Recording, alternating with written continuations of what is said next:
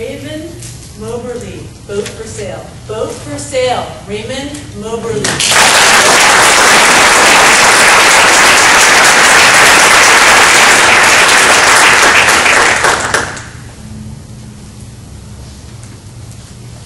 They say that there are two happiest days in a boat owner's life. The day he buys the boat and the day he sells the boat. What would you pay for a 1982 18-foot Prindle catamaran? No takers. It's hard to put a price on something so precious. Those days of fun sailing, flying high on one hull, trying to right a capsized catamaran on something so personal.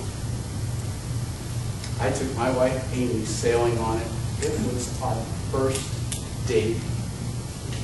But alas, 9 years of dust and disuse, pay up toll. I hadn't even put stickers on the registration. Get rid of it, my neighbors urged. Put an ad on Craigslist. It's easy. So they said. Let me tell you, if you are tempted to sell something on Craigslist, don't! And if you decide not to take my advice, don't put your phone number on the ad. Don't even put your personal email address. You will get responses from people you don't want to hear from places you have never heard of. But I did my research. I looked up listings on the web and a blue book for boats. I decided on my price and I posted my ad. I got the bogus responses. One saying a check was on its way. An email arrived from San Jose and one potential buyer from Vancouver.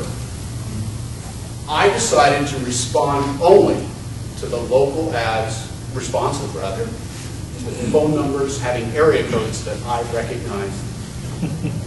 What would you pay for that 1982 Prindle catamaran, partially disassembled, upside down, in my driveway, with a broken trailer?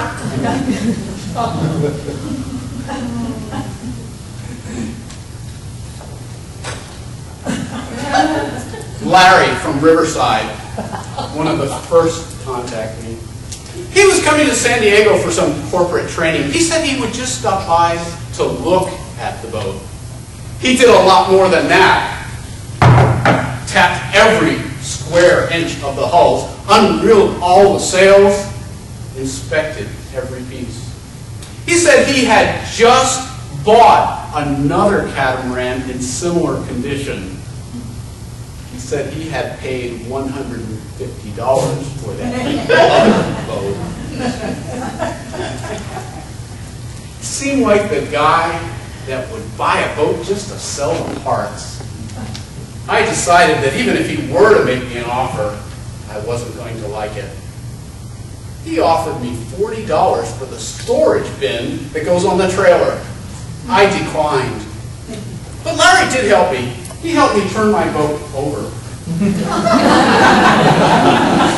And I decided to change my strategy. I lowered my price. And I even offered a student discount. Hoisted onto the trailer, I towed it over by the university on a busy street. And I met my mark. Vanessa, a 20-year-old SDSU sailing instructor. She came with her dad to look at the boat. She was ready to buy. But she hadn't worked out all the details. She didn't know where she was going to store that boat. And it wasn't going to end up on Dad's driveway. So I changed my strategy. Decided to see what was out there. What would you give me for my boat in exchange? Stacy contacted me.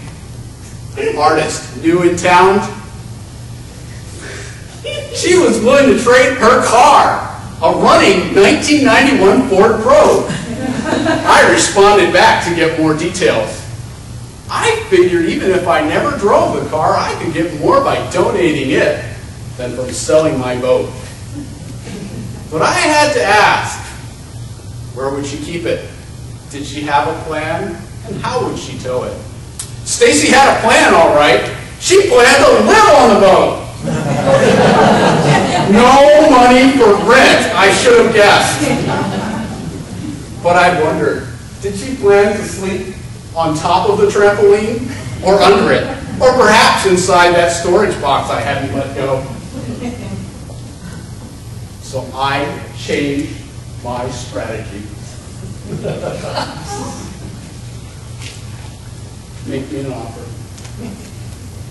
I knew I was selling it well below market, but I wanted my boat to stay intact and to be used. It mattered who I sold it to. Eric responded, a retired technician. He had been sailing a catamaran. He'd had an older Povey 16, and he had sailed it so much he had worn that thing out. And he was ready for the Raymond too. What would he pay? Eric brought cash. 3 pictures of Ben Franklin. I knew it was a good deal. We were both smiling. My happiest day and his happiest day.